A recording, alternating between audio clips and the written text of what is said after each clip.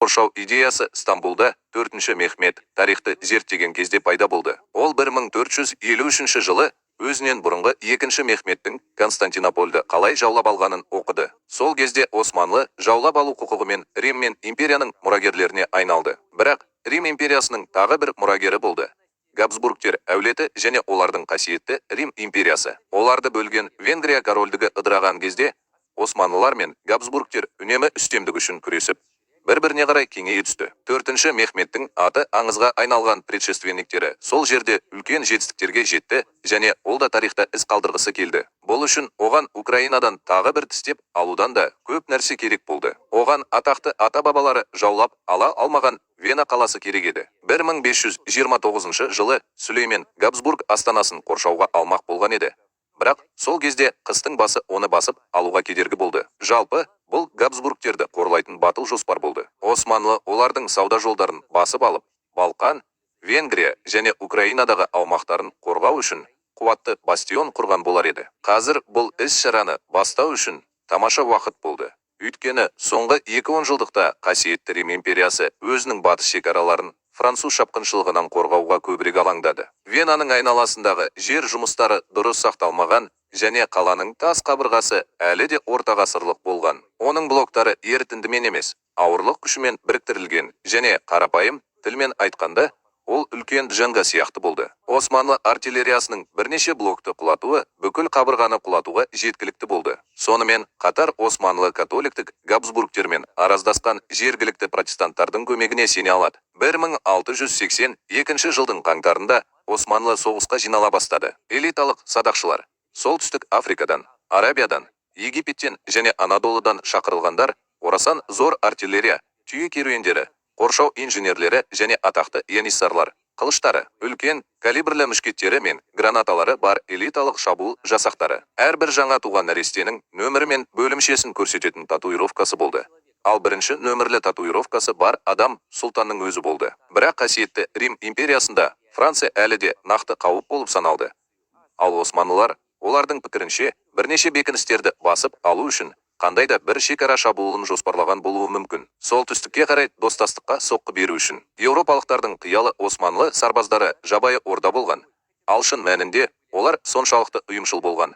Сондықтан олар тіпті жаңа эсардың етіктеріне жаңа табан қажет болғанға дейін қанша уақыт жүре алатынын есептеп шығарды. Османлы әскері Белградқа жеткенде, сұлтан қолбасшылықты өзінің ұлы уәзіріне тапсырып, кері бұрылды. Бұл жауапкершілікті тапсыру рәсімі болды. Егер уәзір табысқа жетсе, сұлтан бұл еңбегін өзіне алады.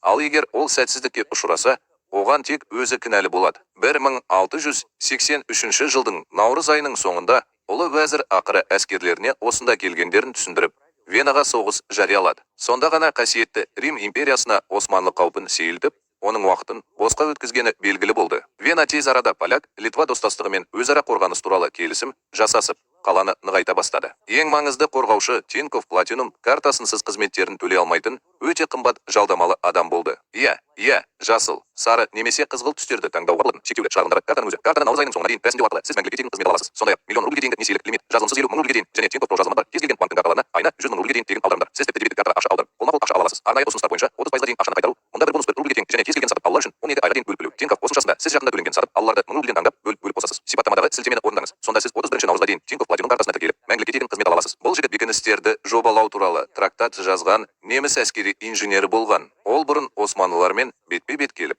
олардан не күтетінін білетін. Ол бірнеше ай бойы қирап жатқан сыртқы жер жұмыстарын, орларды және равелендерді жаңарту үшін жұмыс істеп келеді. Және барлық жерде зеңбірек оқтармен қираған кезде қоқыс алаңдарына айналатын және шабуылдаушы жаяу әскерді айтарлықтай баяулататын ағаш қадалар қатарын жабыстырды. 14 шілдеде Османлылар 15 мыңға жуық гарнизоны бар Венаға келді. Османлылар одақтастарымен бірге 200 мыңға жуық болды. Бірнеше күннің ішінде олар артиллериясын орналастырып, оқ жаудыра бастады. Ұлы уәзір Венаға мұсылман немесе христиан ретінде берілу және бейбіт өмір сүру туралы ұсыныс жіберді. Бірақ қарсылық болған жағдайда Ол өлім мен құлдыққа уәде берді. Вена қарсылықты таңдады. Османлылардың сан жағынан үлкен артықшылығына қарамастан, олардың проблемалары болды. Оның әскерлерінің басым бөлігі кәсіби сарбаздар емес, әскерге шақырылғандар болды. Олар, әрине, қаланы қоршауға пайдалы, бірақ оған шабуыл жасауда онша жақсы емес. Татар салт аттылары округте өздері қалаған нәрсені істеп жүрді. Жолдардың нашарлығына байланысты ең ауыр зеңбіректер мен минометтер Венаға жете алмады. Ал қарғыс атсын, үнемі жаңбыр жауып тұрды. Оның барысында мылтықпен мылтық ату мүмкін болмады. Қоршаудың бірінші аптасында Османлы траншеяларды қазып, дүйім-дүйім алға жылжып, түнгі рейдтерге янисарлардың толқындарын жіберіп, тазартқышқа соққы берді. Шығындар үлкен болды. Бірақ Вена қаза тапқан жауынгерлерді жинау үшін бітімгершіліктен бас тартты.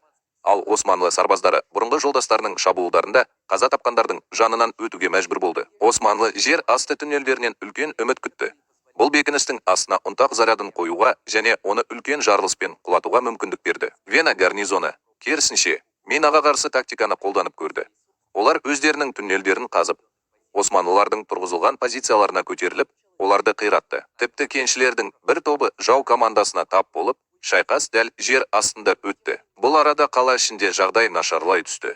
Өйткені тамақ таусылып, тіпті мысықтар да жеп. Әскери гарнизон флюс пен дизентериямен ауырды. Адамдар хайуан болды. Қорғаушылар османлыларды тұтқынға алғанда, олардың басын кесіп, кейде тірідей сойып, содан кейін қорқыту үшін терісін қала қабырғасына іліп қоятын. Тамыз қыркүйек айына дейін біртіндеп ағып жатты.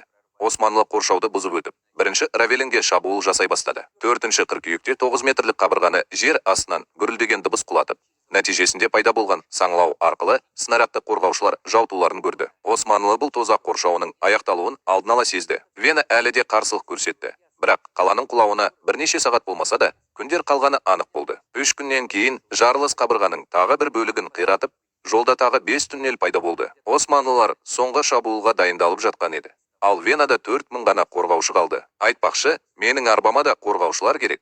Сипаттамадағы сілтемеге және арнаға жазылыңыз. Рахмет. Қала ұзаққа созылған сайын, қоршау басталардан бірнеше күн бұрын Венадан қашып кеткен қасиетті Рим императоры Османлыларға қарсы күресу үшін жеткілікті күш жинауға тырысты. Бірақ қасиетті Рим империясында бір мәселе болды. Ол Осман империясы сияқты империя емес еді. Ол жай ғана әскер шақыра алмады. Оның құрамындағы әртүрлі князьдіктерді көмек көрсету, олардың мүддесіне сай екеніне сендіру керек болды. Бұл үшін ақша да қажет болды. Ол сонымен бірге поляк, Литва достастығы қорғаныс шарты бойынша өз міндеттемелерін орындауы үшін қажет болды.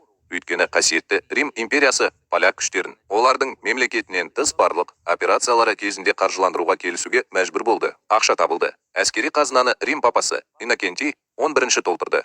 Оның сүйікті ісі Шығыс Еуропадағы католиктік территорияны қайта жаулап алу болды. Ол үгіт-насихат жұмыстарын жүргізіп, Венаны азат ету қасиетті соғыс, христиандық пен ислам арасындағы шайқастың шешуші сәті екенін айтты. Бавария, Франкания және тіпті протестанттық Саксония Венаны қорғауға келісті. Өйткені Вена құлаған жағдайда олардың барлығы келесі болады. Бұл коалицияның барлығы Венаға 12-ші қыркүйекте келді. Ұлы уәзір жақындап келе жатқан қосымша күштерді жойып, сонымен бірге өзінің ең жақсы әскерлерімен Венаға шабуыл жасауды жалғастыра аламын деп шешті. Ол өзінің әскері әлдеқайда жақсы дайындалған және жеткілікті үлкен деп ойлады. Сондықтан бүкіл әскери ротаның басты нысанасынан алшақтағысы келмеді. Ол бірден қосымша күштерге шабуыл жасады. Олар әлі шайқасқа шығуға үлгермеген, бірақ бірнеше сағаттан кейін османлылар шегінуге мәжбүр болды. Бұл арада Вена әлі де ұстап тұрды, бірақ үлкен қиындықпен османлылардың көңіл күйі түсіп, 2 ай бойы қоршаудағы шайқастар мен лагерь ауруларында ет тартқышта болды. Әскерге шақырылғандардың кейбірі шөлге шыға бастады. Содан кейін орманнан поляк ауыр атты әскері шықты. Қанатты гусарлар Османлы қатарына терең еніп, бәрі бітті. Поляк королі 3000 қанатты гусарлардың авангардын жеке өзі басқарды. Ал олардың артынан 15000 жеңіл поляк және неміс атты әскерлері келді. Бұл тарихтағы ең ірі атты әскер шабуылы болды. Бұл жеңіліс болды. Олар Османлы лагеріне басып кірді. Содан кейін бір апта бойы қалталарын алтын мен гауһар тастармен толтырды. Вена азат етіліп, ұлы уәзір сәтсіздігі үшін өлім жазасына кесілді. Ол кезде мұны ешкім білген жоқ. Бірақ Вена шайқасы Османлылардың Еуропаға экспансия тарихындағы бетбұрыс болды. Габсбургтер мен Османлылар ғасырлар бойы күресті жалғастырды. Бірақ бір қызығы, ақыры бір жақта соғысып, бірге өлді.